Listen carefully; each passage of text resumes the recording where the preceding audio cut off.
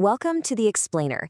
Today we're getting right down to it, breaking down the fundamental building blocks of English to figure out what our sentences are really made of. Let's jump in. You know, when you look at a sentence, it can seem like this complex jumble of words. But what if I told you that all of our communication, all of it, is built from just a handful of core components? Yeah, think of it like a recipe, or maybe even a construction project. You have these specific ingredients or building blocks, and each one has a very specific job to do. And once you know what they are, you can build literally anything with language. And of course, every good structure has to start with a solid foundation. In language, that foundation is built with two essential parts. You need a subject to talk about, and you need an action for it to perform. This is our core duo, nouns and verbs. So first up, the noun. This is simply the who or the what of your sentence. It can be a person, like a teacher. It can be a place, like a city, a physical object, like a book, or, and this is important, it can even be an abstract concept, something you can't touch, like freedom. See how that works? The noun teacher is basically the main character here. The entire sentence revolves around this person. If you take that noun away, we have no idea who is doing anything. It's like an empty stage with no actors. And that naturally brings us to the verb. The verb is the engine of the sentence. It expresses the action like run or think, or it can show a state of being with words like is or become. It's the power source. No verb, no go. So right here, our noun is children, but it's the verb play that really brings the sentence to life. It tells us exactly what they're doing. So if the noun is the character, then the verb is the action that drives the whole plot forward. Okay, so we've laid our foundation with a noun and a verb. But let's be honest, right now our sentences are a little plain. It's time to add some detail and some color to make them more vivid and descriptive. And this is the job of the adjective. Its whole purpose is to give us more information about a noun. Is the car blue? Is the coffee hot? Is the idea brilliant? Adjectives are what paint the picture for us. I mean, look at this example. We could just say, that is a painting. Fine, that's a fact. But by adding that one little adjective, beautiful, we're not just stating a fact anymore. We're sharing an opinion, we're painting a picture, and we're adding this whole other layer of detail. Now, if adjectives modify nouns, you might be wondering, what modifies pretty much everything else? Well, that would be the adverb. Adverbs are incredibly versatile. They usually tell us how, when, or where an action is done.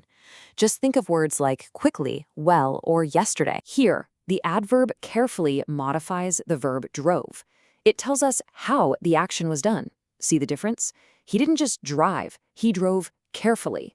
That single word adds a whole new level of precision to what's happening. All right, so we've got our foundation and we've got our decorative details. Now we need the materials to connect everything together so we can start building much bigger, more complex structures. And this is where prepositions come in. Think of these as our location and relationship specialists. They're these small but really powerful words like in, on, at, or under that show how a noun relates to another word in the sentence, usually in terms of time or space. See? The preposition under creates a crystal clear spatial relationship between the shoes and the bed. Without that one tiny word, the sentence is pretty much meaningless. Prepositions are the little anchors that ground our nouns in the world. Next up, conjunctions. I like to think of these as the official glue of the English language. That's what they do. They're words like and, but, and because that join individual words or even entire ideas together. Just look at how the conjunction but works here. It connects two complete thoughts, but it also shows a contrast between them. This is how we build up from just simple statements to expressing really complex, nuanced ideas. So you might be thinking you've got the whole list now, and for a long time you would have been right. But it turns out there's a kind of secret ingredient that modern linguists consider essential, plus a couple of final touches to complete our toolkit. For decades, the answer was simple. There were 8 parts of speech. That's what schools taught. The classic set of 8, from nouns and verbs to conjunctions and interjections. But as our understanding of language evolved, linguists started to realize something was missing.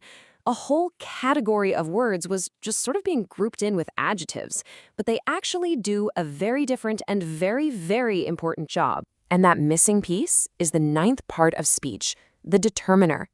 These are words you use constantly, like the, my, or some, that come right before a noun to introduce it. They specify which one or how many, and they are absolutely crucial for clarity. Okay, let's add our last two blocks. First, you've got pronouns, like he or it. These are basically essential shortcuts replacing nouns so our language flows smoothly and we avoid repeating ourselves. And then there are interjections, wow, ouch, which are just pure bursts of emotion. They add feeling and personality, often standing completely outside the sentence's main grammar. And there you have it. You now have the complete modern toolkit for the English language. These 9 parts of speech are the essential ingredients you can use to build, shape, and express any idea you can possibly imagine. So let's lay it all out one more time. This is your complete language toolkit. We have nouns to name things and verbs to give them action. We add color with adjectives and adverbs.